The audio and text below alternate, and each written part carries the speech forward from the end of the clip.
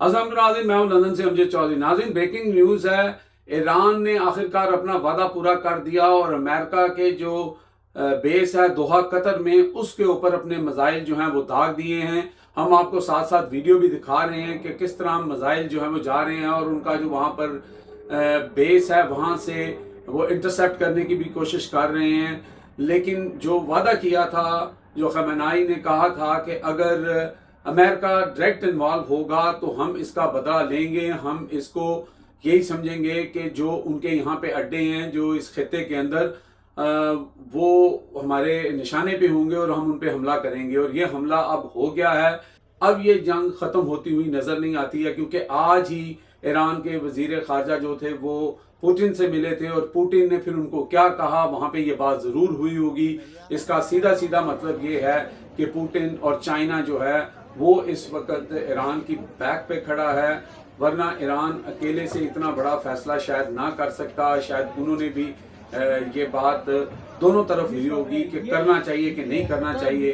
तो अगर कर दिया है तो इसका मतलब है कि इस वक्त रूस और चाइना जो है उनकी पूरी मदद जो है वो शामिल है और ये जंग अब आगे बढ़ेगी। इस वक्त जो दोहा और कतर के लोग हैं उनके अंदर बड़ी एंजाइटी और परेशानी पाई जा रही है। लेकिन चूंकि ईरान समझता है कि उन्होंने सिर्फ और सिर्फ जो वहाँ पे अमेरिकन अड्डा है उसको निशाना बनाना है। ये तस्वीर भी आप देख रहे हैं कि वहाँ पे सैकड़ों उनके फाइटर जेट खड़े हैं। ये पूरा एक एरिया जो है जो उनके पास है और ये रेगिस्तान के अंदर है, यहाँ पे कोई आबादी कोई इस तरह की चीज़ नहीं है, तो इसको टारगेट करना भी इतना मुश्किल नहीं है। और अब क्योंकि बाकी मुल्क जो हैं, जो अरब मुल्क हैं जैसे सऊदी अरेबिया है या दुबई है या दीगर जो मुल्क हैं, हो सकता है कि अब इनकी तरफ से ईरान के ऊपर भी जो है वो एतराज़ किया जाए कि आपने यहाँ पे हमला क्यों किया, क्योंकि मजम्मत तो सब कर रहे थे। मजम्मत के बारे में मैंने एक शॉर्ट वीडियो भी की थी कि जो मार्को रूबियो हैं उनका क्या कहना है कि ये जितने भी लोग मजम्मत कर रहे हैं ये बैक एंड के ऊपर हमारे साथ एग्री हैं, वो सिर्फ अपनी आवाम को बेवकूफ़ बनाने के लिए जो है ये मजम्मत कर रहे हैं। यानी बताने का मतलब उनका शायद यही था कि ये भौंकने वाले हैं, काटने वाले नहीं हैं, इसलिए हमें इनकी मजम्मत की कोई फिक्र नहीं है। तो ईरान इस वक्त जो है उसने अपने सर धड़ की बाजी जो है वो लगा दी है।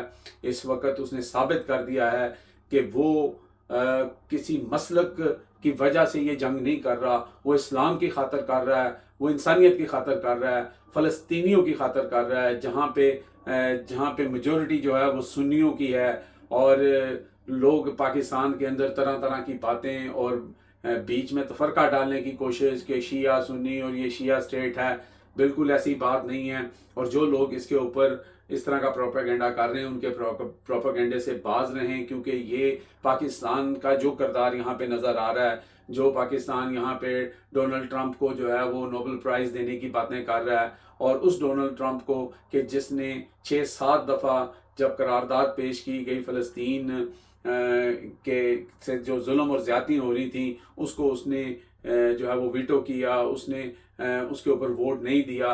फिर भी हम डोनाल्ड ट्रंप को जो है वो पीस नोबेल प्राइज़ देना चाहते हैं। तो फिर आपको पता है कि पाकिस्तान में कुछ भी कराया जा सकता है अपनी स्किन बचाने के लिए, अपनी छोटे से फ़ायदे के लिए। पाकिस्तानियों का खून बहुत सस्ता है, लिहाजा हमें बड़ा जो चौकन्ना रहना पड़ेगा और देखना पड़ेगा कि हम किस तरफ खड़े होना चाहिए हमें और किस तरफ हम खड़े हैं, क्योंकि ईरान इस वक्त बिल्कुल हुसैनियत पे खड़ा है और बाकी जो लोग यजीदियत के पैरोकार हैं वो लाजमी बात है उसी तरफ खड़े होंगे। अब तक के लिए इतना ही। देखते रहे मेरा channel hit by Amjad Chaudhary.